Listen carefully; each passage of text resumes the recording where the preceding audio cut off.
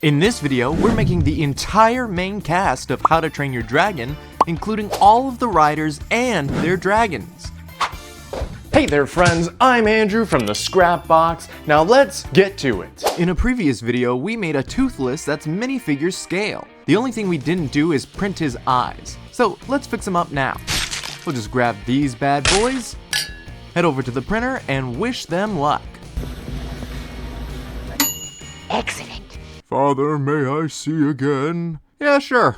Here you go. And perfect. Cute as a button. We also made a Hiccup figure, but if you want full details, you can watch them here. Together, Hiccup and Toothless can take on the skies. 1/5 of our crew complete. Toothless is looking a lot better, Hiccup is ready to go, which means we can move on to last week's video, Stormfly. That's right, last week we made the turkey-inspired Stormfly and she turned out amazingly. But we didn't get a chance to make Astrid. We're gonna start off with some dark mid-legs as the main cast are kids in the first movie and therefore aren't fully grown yet. But we can add this skirt piece from the CMF Pirate Quartermaster, and then we'll steal this sweater from MJ here. But Astrid needs bare arms. There we go. Then we're gonna add some shoulder armor that I have to say matches perfectly. And we could give her a kind Luna Lovegood face for Astrid's nicer days. For her hair, I was tempted to give her this braided Elsa hair, but taking a look, it seems that the more important feature is the front of the hair for Astrid, and sometimes she just wears a ponytail. Those facts led me to this cheerleader's hair in tan. Altogether, this is a fantastic Lego purist Astrid. However, if you want the live action version of Astrid, we can change a few of the parts and build her up like so. Very nice. That's 2 out of our 5 dragons and their riders down. With the 2 leads out of the way, it's time for one of my personal favorite characters, Fish Legs and Meatlug. Meatlug is the answer to the question, what if a bulldog was a dragon? To make our Meatlug, we're starting off with some mighty legs. And then we could attach those to this loaf of pumpkin bread. Attached to her rear is this segmented tail, now with spinning action. And then, the ugliest and cutest face you've ever seen in your life. I had the perfect wing size for Meatlug, but they weren't in Meatlug's colors, so I had to brick build some wings, which are never perfect, but always better than nothing. And I only now realize that Fish Legs rides in style with his very own recliner on top. Meatlug is the best girl on Burke and she's always ready for belly scratches. But we've also got to make Fish Legs himself. Fish Legs gets standard mid-legs, but the thing about Fish Legs is he loves his pockets. He always has some belt with pouches, fanny packs, and more on it, so I picked this torso from a Jawa to gain maximum pocket possibilities. Of course, we've got to replace those arms, which is really an easy process, not difficult or scary at all. I gave Fish Legs this cheeky Dudley face, and then I wish I could give him this tiny Viking helmet, but since it's impossible to fit, we're gonna go with a normal one instead. Not too bad for using purest Lego parts. Alright, this dynamic duo is ready to demolish any enemy in their path. And now we've been tipped past the halfway point. With Meatlug out of the way, we've got to move on to Barf and Belch. But my big question is, do they count as 2 dragons or 1 dragon? I say 2 dragons. But let me know what you think down in the comments. Barf and Belch answered the question, what if you taped 2 chameleons together and then made them into a dragon? We're starting off with the tail, which is actually 2 tails. And I'm using these foliage pieces for the little flares at the ends.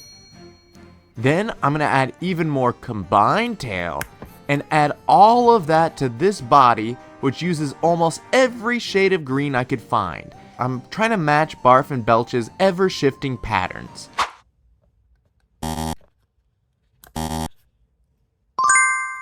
We've got some little legs in the back, and some larger legs in the front. Looking good so far. Some dark green and red wings that match the top of their wings, unfortunately, not so much the bottom of the wings. Nice. Then it's time for these two long giraffe necks to make their way onto the body. And I tried for hours to make the perfect head. I made over 3 versions for Barf and Belch, and actually ended up having to build these ones upside down. And with those two attached, we have a pair so big, they're making the turntable groan.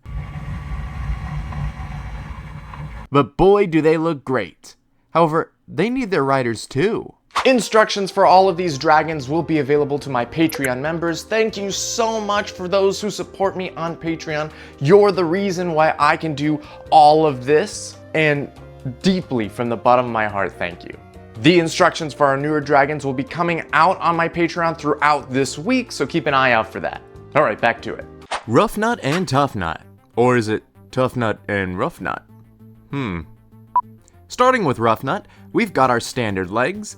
And then since I couldn't find a really good match, I'm going to use this torso as it combines all of her color schemes as well as the Viking theme.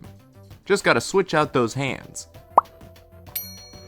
Roughnut always has that unnerving smile, and I think Fleur's face shows that mischief we need. Since Roughnut has 2 long braids, we're gonna give her this hair, though I honestly wish they'd wrap over the shoulders. Still not too bad, all things considered. Meanwhile, Toughnut gets legs, and he gets this green shirt and jacket. But here's what we'll do. We're gonna disarm him, and try desperately not to crack the torso as I exchange those arms for bare ones. Now his jacket has become a vest, which closely matches his in the movies.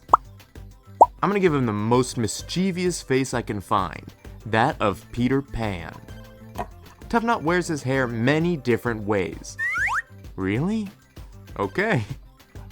Since Lego is limited, I'm gonna go with this non-braided long hair and use this piece. I also wanted the color to match his sister so they look more twin-like. Pretty decent. And with them at the helms of their dragons, nothing can stand in their way. Just leaving one left. Alright, last and least, we have Fang and Snotlout. While all the other dragons are inspired by different animals, Fang answers the question, can we make a dragon look any more generic? While I do really like the neck and head design, I realized 2 things with this build. Somehow I'm missing black tendril pieces for the horns, and I'm completely out of tan curved slopes.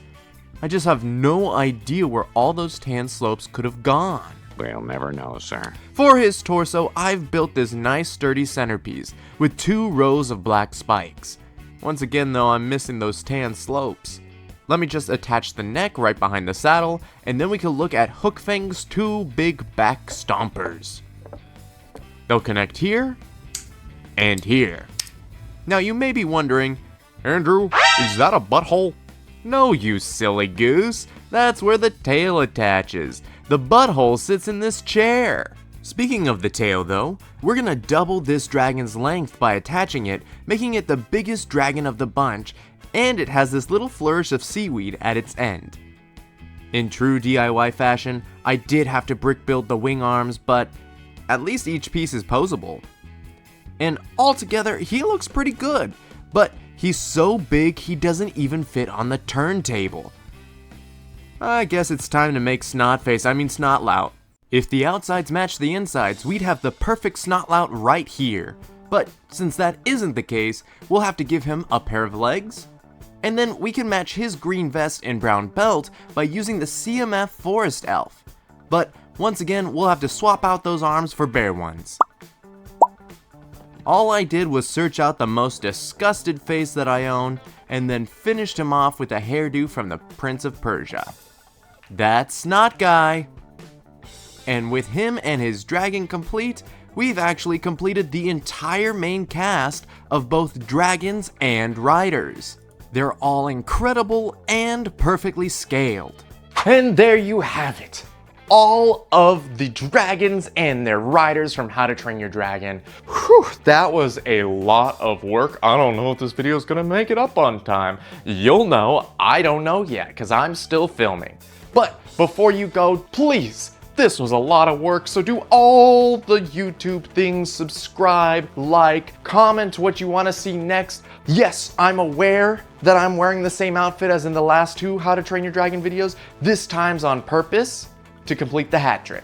All right, as always, I've been Andrew, you've been watching the Scrap Box. Have yourself a wonderful day, and if you are currently training a dragon, let me know, because I want to meet a dragon, preferably one that won't eat me. All right, bye.